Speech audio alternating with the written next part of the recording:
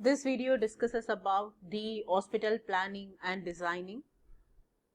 For every planning, it has to proceed with a proper forecasting. And that forecasting helps the organization to organize the activities required to achieve the desired goals. So whenever you plan an hospital, that plan should go with an adequate forecasting techniques. So all successful hospital, without exception, these are built on a triad of good planning, good design, construction, and good administration. Everyone bothered about the successful hospital planning because it requires a great deal of preliminary study and planning. So it must be designed to serve people and for promoters to build in the first place, and that has to continue sustaining without giving any further trouble. It must also staffed with a competent and adequate number of efficient doctors, nurses, and other professionals. So every strong management for any successful organization, it dependent on a very strong management, and it is essential for the daily functioning of a facility, and this must be included in the plans of new hospital. Before we discusses about the planning of an hospital, we must know what are the classification of hospitals. So the hospital can be classified as a sole proprietor owned hospital, or it could be a partnership based hospital, or it could run based on a family based, or it could be even as formed as a trust and run as a private hospital, and it could be a charitable trust or a cooperative society, a private limited company, or a public limited company.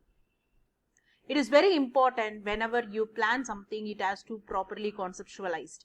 Planning always dependent on the strategy, because every planning dependent on the forecast. You study also about the market, so you need to keep in mind about the strategies that you adopt in planning itself, so that you will have a very successful business.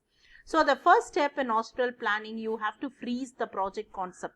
So what are the bases that you need to freeze the project concept? It is the identification of the market needs, and you need to finalize on the facility mix, and you need to derive the appropriate size of the project and determine the possibilities of getting a skilled manpower. So the ownership with the historical growth pattern, the service mix, whether you are going to include the diagnostics, therapeutic, medical, surgical, or supportive services, and what kind of a bed mix you are going to have, and the productivity of the major services, and the tariffs for the major services, and the bed to manpower ratio, even the technology level, and the annual revenue or the expense in the last 2 to 3 years to understand the growth pattern. So every planning, once you have formulated, it also should go with a very powerful team. So when we are discussing about the planning team should consist of an hospital administrator and a specialist from the various clinical branches. There should also have a nursing advisor, HR manager, civil and electrical engineers, and you should also have a local body representatives, because any legal issues that arises from the locally, the team consisting of the representatives of the local body will help you efficiently in handling those local problems. And majorly, you should have a very senior architect in your team. What would be the objectives of this planning team? The planning team should have an existing facilities, and it should be very adequately supported, and they have to assess the needs of an area, which is very very important, and the needs of new facilities. So it has to provide an adequate qualitative healthcare services. So every department, whenever we call it as a team, the team normally taken from every department, so that has to have, as we said, the pyramid of individual objectives, department objective, organizational plan and objective, and the vision. Next, we are moving on to the planning process. So the first step of the feasibility process, as we said, we have to identify the cost of the project in a very realistic manner. So this is usually done by the way of producing a detailed project report. So in very short term, we call a DPR.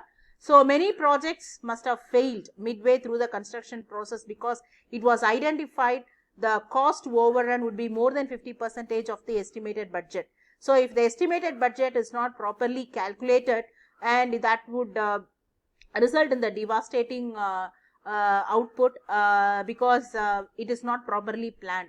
So hospital buildings are very complex in terms of its engineering needs, so that you require specialized agencies to plan and identify the cost. So the cost of the project should be broken down under the following heads. The very first one, you need to identify the civil works. That civil work should include the RCC and masonry, doors, windows, interiors, and you need to also bother about the facade treatment. Then the next comes the major one, the electrical works, plumbing and firefighting, air conditioning. You also need to know about the landscape and the site development, and you need to also know about the elevators, medical equipment broken down under departmental heads, and non-medical equipment like kitchen, laundry, computer hardware, software, hospital furniture and fixtures, professional fees, then pre-operative expenses, municipal taxes, deposits, interest during construction, contingencies. Though these estimates for all these what I have mentioned now, that has to be compiled meticulously after having a detailed discussions and with experts, and you need to undertake the adequate research, and financial institutions also required to sufficiently back up the current data to accept these costs before accepting the project for funding. So planning process as such, when we say step by step, I have just given a overall idea about when you are planning of the hospital. So what would be the major departments that you need to concentrate into? But as such, we talk about the stages which would be discussing in the later part of the slides that will discuss under each heads. Next is the master plan. So master plan provides an idea about the overall site, the departmental boundaries, and major entry and the exit points, and the vertical transport, interdepartmental corridors, and location of the critical zones, emergency conservations, future site development, then appropriate way of finding services, and services master plan, project decisions, outline briefing of opportunities and constraints, then options considered whenever you are doing hospital planning, and evaluation of the criteria, what would be the recommended options that you have, then at last with the all compiled executive summary and recommendations. So that consists of all the master plan which you have done.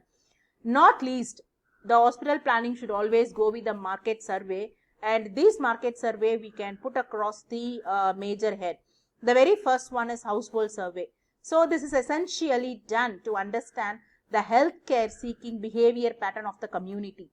For every market survey, the very first one you need to understand about the household survey. The main reason, because you need to understand the community that you are going to serve. So sampling techniques you need to use to map the statistical significant number of households. So what kind of basic information that you need to collect and what it should be analyzed. So the very first one, you need to understand the demographic details of the family, education and income details, the disease profile in the last 3 years, then choice of healthcare providers for minor and major ailments with reasons, and a method of payment for availing healthcare, because this is more important, because you need to understand what kind of the profile group that you are dealing with, and their opinion on deficiency in healthcare market, and their critical success factor for the proposed project. It doesn't just end with the household survey alone. It does go to the next stage of doctor survey, because you need to understand the medical professionals who are all available around that area, and they are the best judge for the deficiency in the healthcare market, and they need to be interviewed carefully, because that helps you to identify the project concept that would succeed in the geographical service area. The sample of doctors that need to be interviewed should include professionals from all the possible facilities of medicine and surgery, including those from diagnostic divisions like laboratories, imaging, including physiotherapy.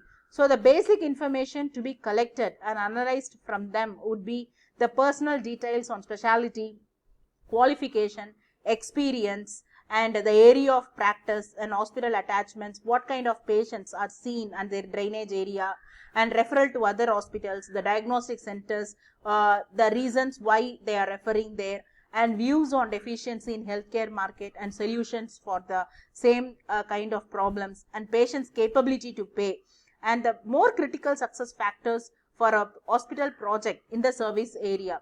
It doesn't just end with the doctor survey also, because you need to understand the kind of a competition that you are going to have in that particular area. So you have to also do an institutional survey. So getting a basic feedback on the competitors in the primary service area of 5 to 10 kilometers radius is very important to assess the strength and weakness of major players. So for national centers of excellence, the catchment area could be much larger, maybe the whole country. Like if, for example, you take Tata Memorial Hospital in Mumbai, so they need to know the productivity, tariffs, salary structure. So all would help us in preparation of the feasibility report. Next important is financial planning. So financial planning must take precedence over every other consideration. So financial planning must cover the following three areas. Number one, you need to calculate the cost for the construction, availing equipment and furnishing the hospitals, then operating funds, then financial assistance. So the financial assistance we put under two big components. So one, you are taking the loan for a fixed capital and the loan for the working capital.